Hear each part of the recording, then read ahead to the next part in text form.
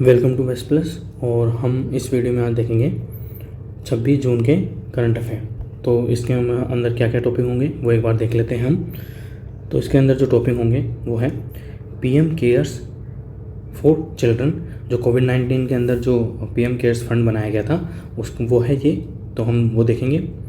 इसकी योजना के प्रमुख बिंदु देखेंगे, ठीक है। फिर नेक्स्ट जो टॉपिक है वो है वेस्ट नाइल वायरस, ठीक है। क्या है ये और ये कैसे फैलता है, ठीक है, वो देखेंगे। वेस्ट नाइल वायरस और इसका संचरण कैसे होता है वो हम देखेंगे। उसके बाद देखेंगे पेटेंट अधिकार और बौद्धिक संपदा अधिकार क्या होते हैं, पेटेंट के प्रकार क्या होते हैं, भारत में पेटेंट व्यवस्था क्या है और ट्रिप्स समझौता क्या है वो हम जानेंगे। फिर है जो वन लाइनर क्वेश्चन बनते हैं कि पार्लियामेंट्री और पुरस्कार क्या है और ये कहाँ दिया जाता है और किस क्षेत्र के अंदर दिया जाता है वो भी हम देखेंगे। फिर देखेंगे हसदेव वन कहाँ पर है और ये क्यों न्यूज़ में है। फिर देखेंगे जन समर्थ, ये एक तरह का पोर्टल है, ठीक है, ये पोर्टल किस काम आएगा वो भी हम देखेंगे। और सबसे अंतिम टॉपिक जो है वो है जम्मू कश्मीर में उत्तर भारत का पहला बायोटेक पार्क, ठीक है, और बायोटेक पार्क क्या होता है वो भी हम देखेंगे।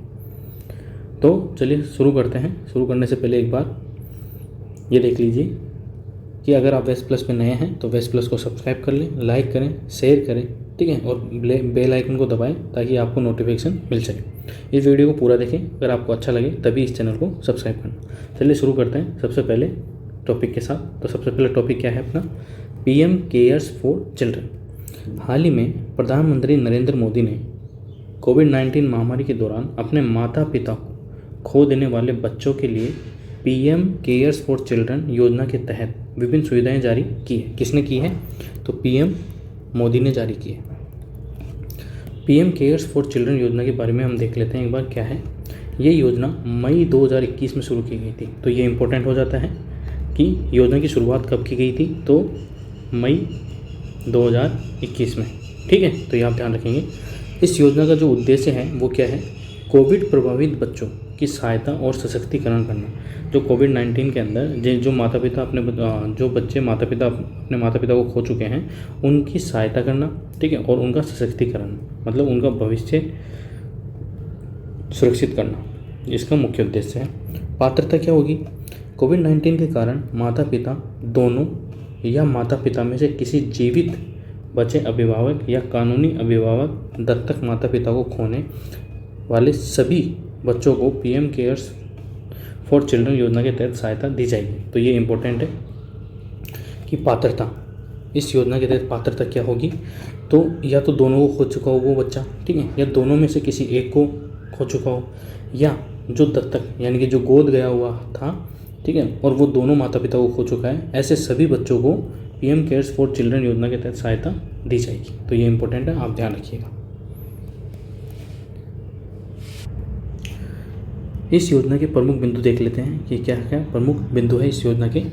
बच्चे के नाम पर सावधि जमा यानी कि जो टाइम डिपॉजिट होता है, ठीक है, वो फिक्स डिपॉजिट करवाया जाएगा। और वो जो फिक्स डिपॉजिट करवाया जाएगा इस योजना के तहत वो उसको कब मिलेगा, 18 वर्ष की आयु पूरी होने वाले प्रत्येक बच्चे के लिए 10 लाख रुपए का एक कोष गठित किया जाएगा। कितने, 10 लाख रुपए का। स्कूली शिक्षा 10 वर्ष से कम आयु के बच्चों के लिए नज़दीकी केंद्रीय विद्यालय या निजी स्कूल में डे स्कॉलर के रूप में प्रवेश दिलाया जाएगा। डे स्कॉलर मतलब वो डेली अप डाउन करेगा, ठीक है। स्कूली शिक्षा 11 से 18 वर्ष की आयु के बच्चों के लिए केंद्र सरकार के किसी भी आवासीय विद्यालय जैसे कि सैनिक स्कूल, नवोदय विद्यालय आदि में प्रवेश दिलाया जाएगा। तो ये आप एज ध्यान रखिएगा कि 10 वर्ष के लिए क्या है डे स्कॉलर, ठीक है, केंद्रीय विद्यालय में।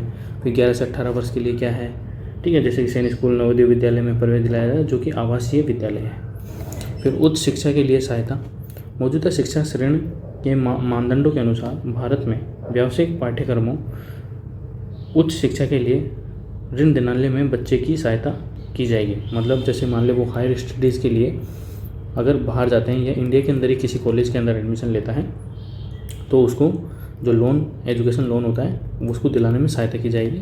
स्वास्थ्य बीमा, ऐसे सभी बच्चों को आयुष्मान भारत योजना PMJAY, ठीक है, आयुष्मान भारत योजना के तहत लाभार्थी के रूप में नामांकित किया जाएगा जिसमें 5 लाख रुपए का स्वास्थ्य बीमा कवर होगा। तो ये भी आप ध्यान रखिएगा। ये प्रमुख योजना के बिंदु हैं जो आपको याद रखने हैं, क्योंकि ये इंपॉर्टेंट है। इनके अंदर से सेंटेंस बन के कथन के रूप में आपसे क्वेश्चन पूछा जा सकता है। फिर नेक्स्ट क्या है, नेक्स्ट टॉपिक है अपना वेस्ट नाइल वायरस। ठीक है, तो आप इसके बारे में क्या जानते हैं वो एक बार देख लेते हैं कि एक ये है क्या, ठीक है, और ये कैसे फैलता है, वो सब हम इसके अंदर देखेंगे। तो आप देख लीजिए, ये इंग्लिश के अंदर प्रिकॉशंस वगैरह है। प्रोटेक्ट योर सेल्फ, मतलब अगर पानी इकट्ठा ना होने दें, कपड़ों को साफ़ सुथरा करके मतलब धोकर पहने, और मच्छर मारने की जो दवा होती है वो छिड़कते रहें। ठीक है, और जो सिम्टम्स हैं वो दिखा रखे हैं यहाँ पर, और वायरस स्ट्रक्चर कैसा होता है। तो ये इसका वायरस का स्ट्रक्चर होता है। ठीक है, तो ये जानवरों से मनुष्य में भी फैल सकता है। तो ये सब है इसके अंदर, तो आप ये देख सकते हैं। आगे हम देख लेते हैं एक बार। तो वेस्ट नाइल वायरस संक्रमण कैसे होता है। केरल, जो दक्षिण भारत का राज्य है केरल, उसके एक क्षेत्र है त्रिशूर। ठीक है, वहाँ पर वेस्ट नाइल बुखार का इलाज करा रहे एक व्यक्ति की मृत्यु हो जाती है, इसीलिए ये न्यूज़ के अंदर है। West Nile virus flavi virus genus, जो फ्लेवी वायरस जीनस का सदस्य है, और फ्लेविविरिडे प्रजाति के जापानी एन्सेफेलाइटिस एंटीजेनिक कॉम्प्लेक्स से संबंधित है। ठीक है, तो ये जापानी एन्सेफेलाइटिस एंटीजेनिक कॉम्प्लेक्स है, उससे संबंधित है। कौन, फ्लेविविरिडे प्रजाति, जो कि वेस्ट नाइल वायरस का एक प्रकार है। यह एकल तंतु वाला सिंगल स्ट्रैंडेड आरएनए वायरस होता है। तो ये इंपॉर्टेंट हो जाता है, आपसे पूछा जा सकता है कि जो वेस्ट नाइल का जो वायरस है वो आरएनए टाइप है या फिर डीएनए टाइप है। ठीक है, तो ये तो आप जानते होंगे आरएनए डीएनए क्या होता है। तो जो वेस्ट नाइल वायरस है वो आरएनए टाइप है। ठीक है, एक आरएनए वायरस है, और वो भी एकल तंतु। इस वायरस को पहली बार 1937 में युगांडा, जो कि अफ्रीका का राज्य है, अफ्रीका का एक देश है युगांडा, पहली बार युगांडा के 1937 में पहली बार युगांडा के वेस्ट नाइल जिले में एक महिला में पाया गया था। इसीलिए इसको वेस्ट नाइल वायरस नाम दिया गया है, क्योंकि ये युगांडा के वेस्ट नाइल जिले के अंदर पाया गया था पहली बार।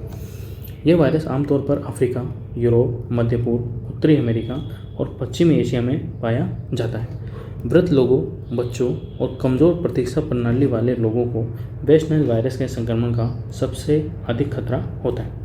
अब इसका संचरण क्या होता है। यह वायरस संक्रमित क्यूलेक्स मच्छर के काटने से पक्षियों से मनुष्य में फैलता है, मतलब जानवरों से भी ये मनुष्य में फैलता है। और इस वायरस का जो वाहक होता है वो क्यूलेक्स मच्छर होता है। तो ये आप ध्यान रखेंगे, जो क्यूलेक्स मच्छर है वो इस वायरस का वाहक होता है। अब नेक्स्ट टॉपिक क्या है अपना, तो नेक्स्ट टॉपिक है पेटेंट अधिकार और बौद्धिक संपदा अधिकार क्या होते हैं। पेटेंट एक सशक्त बौद्धिक संपदा अधिकार होता है, सशक्त बौद्धिक संपदा अधिकार होता है तथा किसी देश की सरकार द्वारा आविष्कारक के लिए एक निश्चित तथा पूर्व निर्दिष्ट समय के लिए दिए जाने वाला विशिष्ट एक अधिकार होता है। यह किसी दूसरे के द्वारा आविष्कार की नकल यानी कि कॉपीराइट या पायरेसी करने से रोकने के लिए एक परिवर्तनीय कानूनी अधिकार होता है। कौन सा, एक कानूनी अधिकार होता है, वो भी परिवर्तनीय। पेटेंट के प्रकार, तो पेटेंट मुख्यतः दो प्रकार के होते हैं। कितने प्रकार के, दो।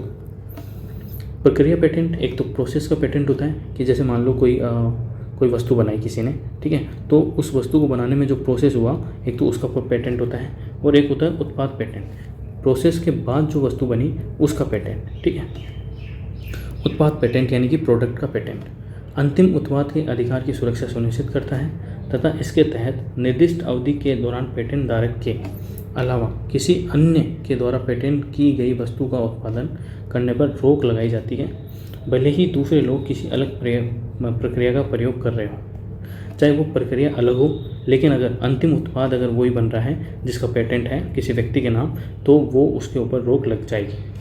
और प्रक्रिया पेटेंट क्या होता है कि इस पेटेंट के तहत पेटेंट धारक के अलावा किसी भी व्यक्ति को विनिर्माण प्रक्रिया में कुछ संशोधन करके पेटेंट उत्पाद का निर्माण करने की अनुमति होती है।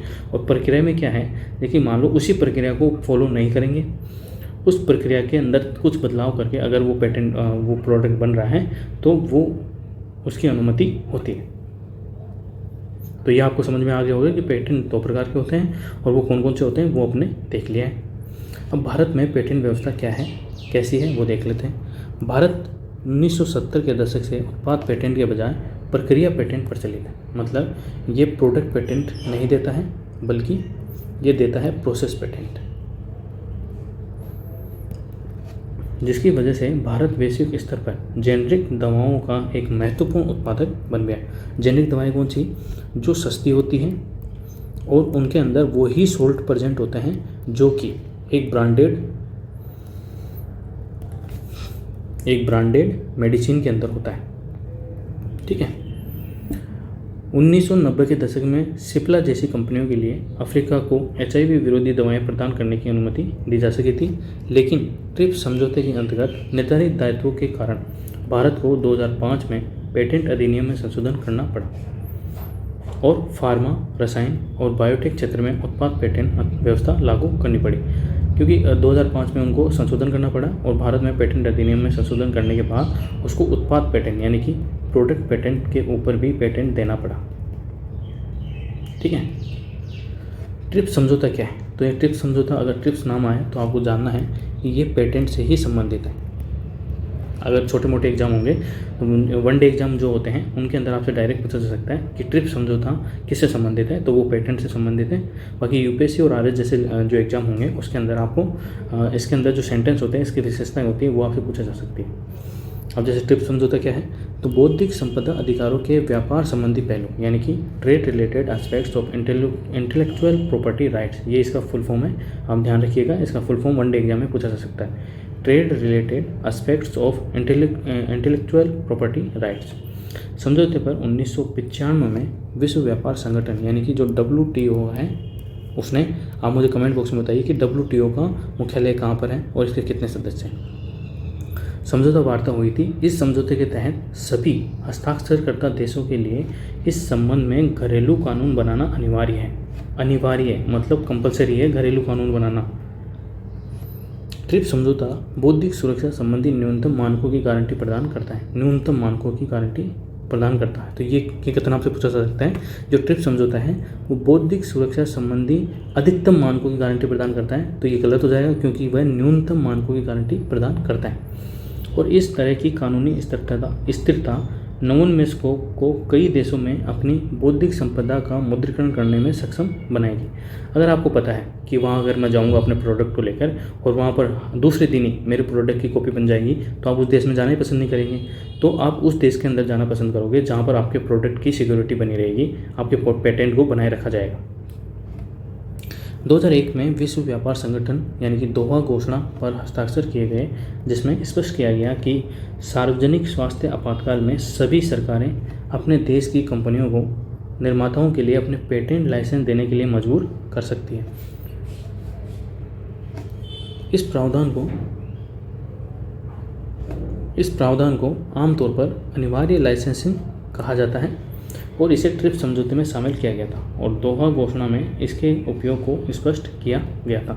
ठीक है। तो ये भी आपसे पूछा जा सकता है कि दोहा घोषणा किससे संबंधित है, तो वो भी ट्रिप्स समझौते के पेटेंट से संबंधित है। तो ये भी इम्पोर्टेंट है, ये ध्यान रखिएगा। नेक्स्ट क्या है अपना पाल्मे डी पुरस्कार। ये वन लाइनर क्वेश्चन आ गए हैं, यहाँ से वन लाइनर क्वेश्चन फॉर्म हो सकते हैं या छोटी छोटी हेडिंग से टॉपिक है, तो वो देख लेते हैं। पाल्मे डी और पुरस्कार क्या है, तो पाल्मे डी और को फिल्म उद्योग, तो ये आपसे पूछा सकता है वनडे एग्जाम के अंदर कि पाल्मे डी और पुरस्कार किस उद्योग से संबंधित है, तो फिल्म उद्योग से संबंधित है। सबसे प्रतिष्ठित पुरस्कारों में से एक माना जाता है। पाल्मे डी और 2022 विजेता रूबेन ऑस्ट्रेलियन द्वारा निर्देशित स्वीडिश व्यंग ट्रायंगल ऑफ सैडनेस मूवी को दिया गया है। ये पुरस्कार कांस फिल्म समारोह में भाग लेने वाली फिल्मों में सर्वश्रेष्ठ फिल्म को प्रदान किया जाता है। कांस फिल्म समारोह विश्व में आयोजित किए जाने वाले 5 बड़े अंतर्राष्ट्रीय फिल्म समारोह में से एक है। अन्य 4 अंतर्राष्ट्रीय फिल्म समारोह जैसे कि वेनिस, बर्लिन अंतर्राष्ट्रीय फिल्म समारोह, टोरंटो अंतर्राष्ट्रीय फिल्म समारोह और संडास फिल्म महोत्सव है। ठीक है। चेतन आनंद की फिल्म नीचा नगर, चेतन आनंद की फिल्म नीचा नगर, जो चेतन आनंद की फिल्म है नीचा नगर, पुरस्कार जीतने वाली एकमात्र भारतीय फिल्म है। ये फिल्म भारत में कभी रिलीज ही नहीं हुई थी। ठीक है। तो भारत में रिलीज नहीं हुई, ये फॉरेन के अंदर ही रिलीज हुई है। ठीक है। इसको वहीं से क्या मिला है, पाल्मे डियोर पुरस्कार। नेक्स्ट क्या है, हसदेव वन। तो क्या है हसदेव वन, क्यों है न्यूज में, तो वो देख लेते हैं। छत्तीसगढ़ सरकार हसदेव वन में कोयला खनन की अनुमति देने के विवाद में फंस गई है। तो हसदेव वन कहाँ पर है, तो छत्तीसगढ़ के अंदर है। तो ये आप ध्यान रखेंगे, हसदेव वन संबंधित है छत्तीसगढ़ से। हसदेव अरण्य वन छत्तीसगढ़ के उत्तरी भाग के अंदर स्थित है। यह वन अपनी जैव विविधता और कोयले के भंडार के लिए भी जाना जाता है। महानदी की सहायक हसदेव नदी इस जंगल से होकर बहती है। तो कौन सी नदी की सहायक हसदेव नदी हसदेव वन से होकर बहती है। यह मध्य भारत में सबसे बड़ा अखंडित वन है, जिसमें प्राचीन साल यानी कि शौर्या, रोबस्टा और सागौन के जंगल पाए जाते हैं। मध्य भारत का सबसे बड़ा अखंडित वन, ठीक है। तो ये इंपॉर्टेंट हो जाता है, तो ये आपको ध्यान रखना है, ठीक है। हसदेव वन संबंधित है छत्तीसगढ़ से। इसके अंदर से हसदेव नदी निकलती है, जो किसकी सहायक नदी है, तो महानदी की सहायक नदी है। फिर नेक्स्ट क्या है, जन समर्थ क्या है, तो ये एक जन समर्थ पोर्टल है, जो क्या है इसका उद्देश्य, आम आदमी के जीवन को आसान बनाने के लिए सरकार जन समर्थ पोर्टल शुरू करने की योजना बना रही है। यह विभिन्न मंत्रालयों और विभागों द्वारा संचालित विभिन्न योजनाओं के वितरण के लिए एक सामान्य पोर्टल होगा। इस पोर्टल का जो उद्देश्य होगा, विभिन्न योजनाओं को एक मंच प्रदान करने, ताकि लाभार्थी बिना किसी परेशानी के उन तक पहुंच अपनी बना सकें। मतलब इसका मुख्य उद्देश्य तो यही है कि आजकल पता ही है आपको, मोदी जी जब नई योजना निकाल देते हैं, तो ऐसे में क्या है, आम आदमी को उन योजनाओं का ना तो उन योजनाओं के बारे में पता चलता है और ना ही उनका लाभ उन तक पहुंच पाता है। इसलिए जन समर्थ पोर्टल उन सभी योजनाओं को एक मंच प्रदान करेगा, ताकि वहां पर किसी भी योजना का पूरी तरह से जानकारी मिल सके, किसी भी आम आदमी को सुलभ जानकारी उपलब्ध हो सके। तो यह अच्छा स्टेप है, ऐसे स्टेप लेने चाहिए। अब नेक्स्ट क्या है, और ये हमारे इस जो आज का 26 जून का जो करंट अफेयर है, उस करंट अफेयर का हाईलाइट भी यही है। तो ये क्या है अपना, तो ये है जम्मू कश्मीर में उत्तर भारत का पहला बायोटेक पार्क। तो बायोटेक पार्क क्या होता है वो देख लेते हैं। हाल ही में जम्मू कश्मीर के कठुआ ज़िले में गट्टी में भारत के पहले बायोटेक पार्क का उद्घाटन किया गया है। भारत के पहले, ठीक है, जम्मू कश्मीर में कठुआ ज़िले के गट्टी में, ठीक है। और उत्तर भारत का पहला है ये, जम्मू कश्मीर का तो पहला है ही, और उत्तर भारत का भी पहला बायोटेक पार्क है। यह बायोटेक पार्क जम्मू कश्मीर और लद्दाख की जैव विविधता, औषधीय और सुगंधित पौधों पर शोध करेगा और हरित श्रेणी के व्यवसायों को भी बढ़ावा देगा। इस परियोजना के कार्यान्वयन की जिम्मेदारी CSIR India, institute of integrative medicine यानी कि CSIR जम्मू को सौंपी गई है। तो बेसिकली जो बायोटेक पार्क होता है वो होता क्या है, वो वहाँ की जो स्थानीय औषधीय और सुगंधित पौधे होते हैं, वहाँ की जो जैव विविधता होती है, उनके ऊपर शोध करता है और उनको संरक्षित बनाए रखने के लिए, और उद्योग के अंदर और जो व्यवसाय होते हैं उनके अंदर उनका उपयोग किस प्रकार किया जाए, उस पर ये रिसर्च करता है, ठीक है। तो ये इंपॉर्टेंट है, आपको ध्यान रखना है कि जम्मू कश्मीर में उत्तर भारत का पहला बायोटेक पार्क बना है, और जम्मू कश्मीर का पहला है कौन सी जगह, कठुआ ज़िले के गट्टी नामक स्थान पर, ठीक है। और इसका जो परियोजना का जो कार्यान्वयन है वो किसके द्वारा संभाला जाएगा, CSIR के द्वारा, जो कि जम्मू के अंदर ही है ये, उसको ये कार्यभार सौंपा गया है। तो ये आप ध्यान रखेंगे, ठीक है। तो ये थे 26 जून के करंट अफेयर। अगर आपको ये वीडियो पसंद आया तो वीडियो को लाइक करें, शेयर करें और चैनल को सब्सक्राइब करें। Thank you.